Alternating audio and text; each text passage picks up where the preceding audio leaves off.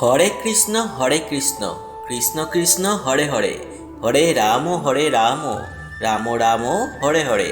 বন্ধুরা, আপনারা কিছু করুন কি নাই করুন, এই পাপমোচনী একাদশীর দিন এবং তার পরের দিন পালনের পরে অতি অবশ্যই একটি বার হলেও শ্রবণ করুন এই পাপমোচনী একাদশীর ব্রত কথা। না হলে আপনাদের এই ব্রত সম্পূর্ণ হবে না এবং আপনার কোনো প্রকার পাপ মোচনও হবে না। বন্ধুরা, এখন আমরা এই পাপমোচনী একাদশীর ব্রত কথাটি শ্রবণ করব। তাই বন্ধুরা, আপনাদের সকলের কাছে আমার একটি বিনীত অনুরোধ, এই ভিডিওটি অতি অবশ্যই খুবই মনোযোগ সহকারে এবং মনে ভক্তি রেখে দেখে নিন এবং ভালো লাগলে এই ভিডিওটির শেষে অতি অবশ্যই একটি লাইক করেই দেবেন এবং কমেন্টে হরে কৃষ্ণ জয় রাধে রাধে লিখেই যাবেন এবং শেয়ার করে দেবেন আপনার নিকটবর্তী আত্মীয় স্বজন ও বন্ধুবান্ধবদের সাথে। এর ফলে ওনারা উপকৃত হবেন এবং আপনাকেই ধন্যবাদ জানাবেন। এবং এই চ্যানেলে নতুন হয়ে থাকলে চ্যানেলটিকে সাবস্ক্রাইব করে পাশে থাকা বেল আইকনটি অল নোটিফিকেশনে ক্লিক করে দেবেন। এর ফলে এইরকমই উপকারী পূজাপাঠ রিলেটেড ভিডিও নোটিফিকেশান সবার আগে আপনার কাছে পৌঁছে যাবে। তবে আসুন বন্ধুরা, মনস্থির করে এই ব্রত কথাটি শ্রবণ করুন। যুধিষ্ঠির শ্রীকৃষ্ণকে বললেন, হে জনার্দন, চৈত্র মাসের কৃষ্ণপক্ষের একাদশীর নাম ও মাহাত্ম্য কৃপা করে আমাকে বলুন। শ্রীকৃষ্ণ বললেন, হে ধর্মরাজ যুধিষ্ঠির, আপনি ধর্ম বিষয়ক প্রশ্ন করেছেন। এই একাদশী সকল পাপ থেকে নিস্তার বা মোচন করে বলেই এই পবিত্র একাদশী তিথি পাপমোচনী নামে প্রসিদ্ধ।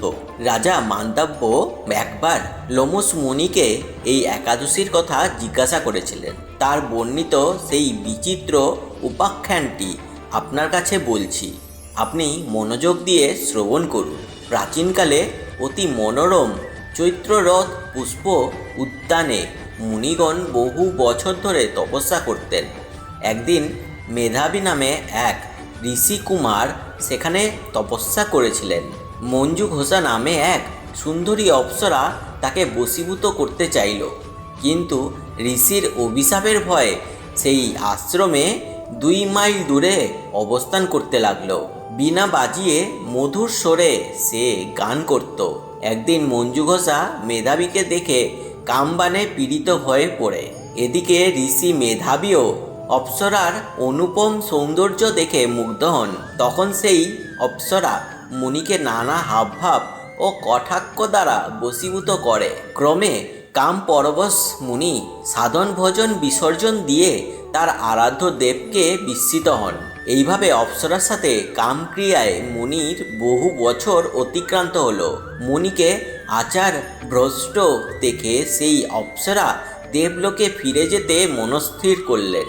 একদিন মঞ্জু ঘোষা মেধাবী মুনিকে বলতে লাগলো, হে প্রভু, এখন আমাকে নিজ গৃহে ফিরে যাবার অনুমতি প্রদান করুন।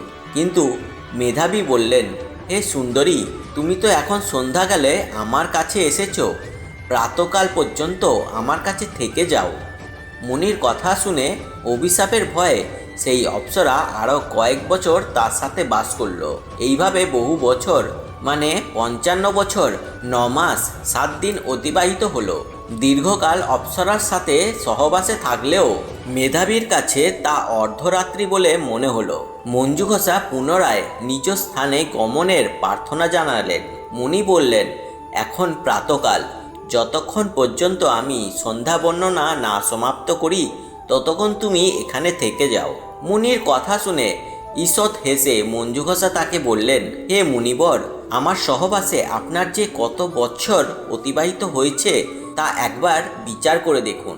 এ কথা শুনে মুনি স্থির হয়ে চিন্তা করে দেখলেন যে তার 56 বছর অতিবাহিত হয়ে গেছে।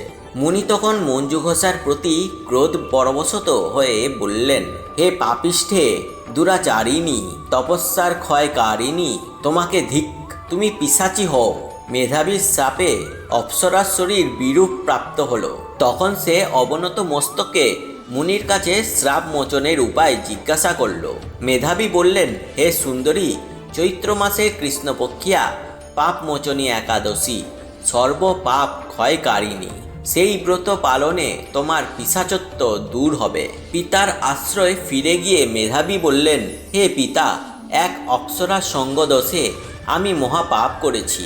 এর প্রায়শ্চিত্ত কি তা কৃপা করে আমায় বলুন। উত্তরে চমন মুনি বললেন, চৈত্র মাসের কৃষ্ণপক্ষিয়া পাপ মোচনী একাদশী ব্রতের প্রভাবে তোমার পাপ দূর হবে।